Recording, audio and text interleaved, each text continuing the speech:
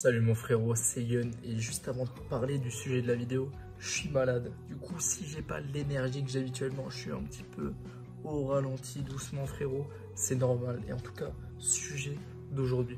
Pourquoi est-ce que je mets plus d'écouteurs dans la rue? Et tout simplement puisque le monde est méchant frérot.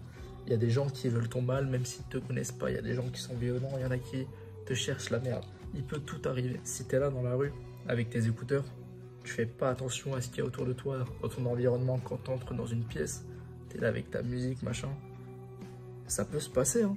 Il y a un petit clodo, il vient derrière toi, il se ramène avec un couteau, paf, il te plante, il te tue.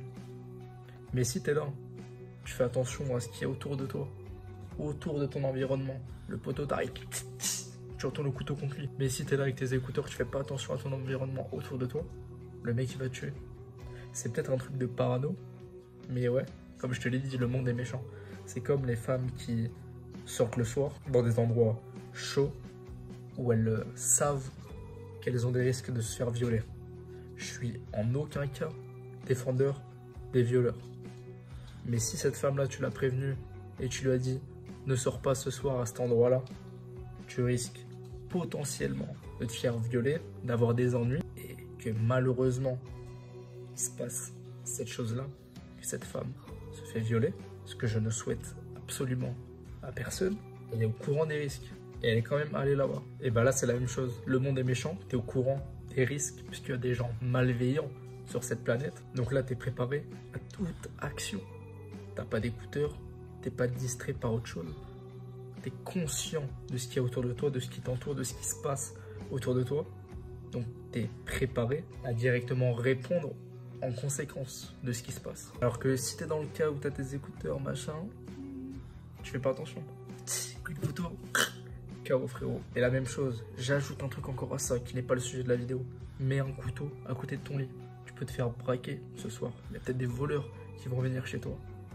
Et des endroits spécifiques où tu caches un peu des armes létales qui peuvent te servir. Certes, c'est contre la loi, mais s'il y a un poteau qui rentre chez toi, dans ton domaine, dans ta maison, où tu as tes proches et tu n'es pas en mesure de les protéger, tu n'as pas préparé cette chose-là, il peut arriver du malheur à tes proches. Alors que si tu as posé des couteaux, des armes à feu, si tu en as, tu peux protéger ta famille. Tu as le voleur qui rentre chez toi, machin, tu l'entends.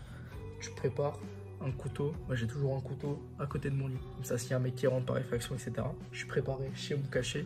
J'ai préparé toute situation.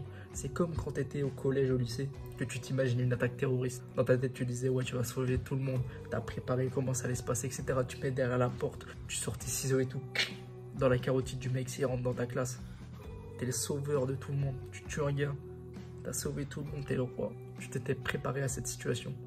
Tu as déjà eu un avant-goût. Tu as fait une visualisation de ce qui pourrait potentiellement se passer. Et là, tu es mieux que préparé que si tu n'as rien fait. Donc mon frérot, j'espère que ces conseils t'auront plu. C'était Yun, n'hésite pas à faire aux autres ce que tu aimerais qu'on te fasse et on se voit à la prochaine. Bah